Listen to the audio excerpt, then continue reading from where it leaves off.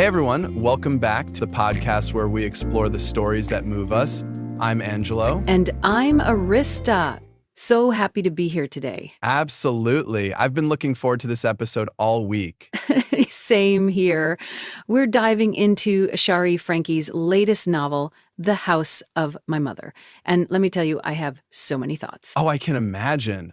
This book really got under my skin. Really? How so? Well, it just stirred up so many emotions. I laughed, I cried. It was a roller coaster. I know exactly what you mean. I was on the edge of my seat the entire time. And the way Frankie writes is just so immersive. Totally agree. Her prose is so evocative. I felt like I was right there with the characters. Right. And the family dynamics she portrays are so authentic. Absolutely.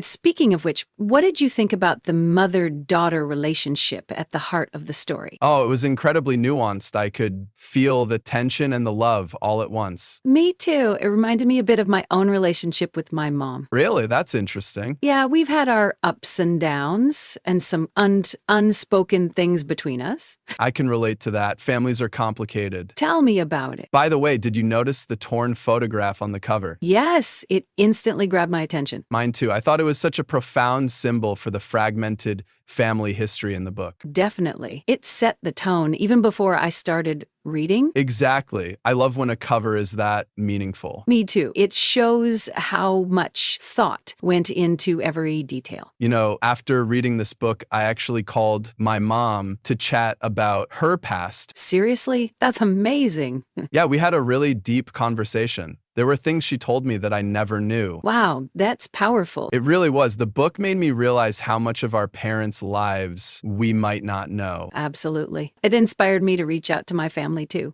That's wonderful. So, what did you think about the story being told from the daughter's perspective? I think it was a smart choice. It allowed us to experience the discoveries alongside her. That's true, but part of me wondered what it would have been like to hear from the mother directly. Oh, interesting point. Yeah, I feel like getting into her head would have added more depth. Perhaps, but the mystery element kept me hooked. You're right, the suspense was definitely there. And each revelation was like peeling back another layer. Exactly. It kept me turning the pages. Speaking of layers, the descriptions of the mother's homeland were breathtaking. And Oh my gosh, yes, I could almost taste the food and feel the warmth. same, it made me want to visit. Maybe we should plan a trip. That would be incredible. Did you have a favorite scene? I loved when the protagonist finally visits her mother's hometown. Yes, that was such a poignant moment. It really was. It felt like everything came full circle. I agree.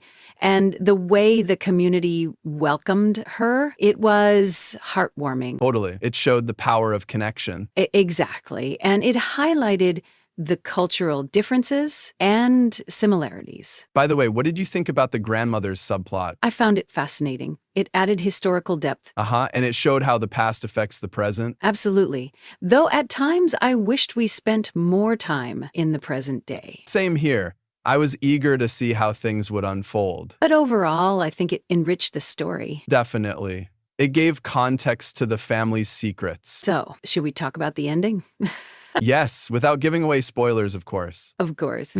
I thought it was satisfying, but left me wanting more. Agreed. It wasn't a tidy ending, but it felt real. Exactly.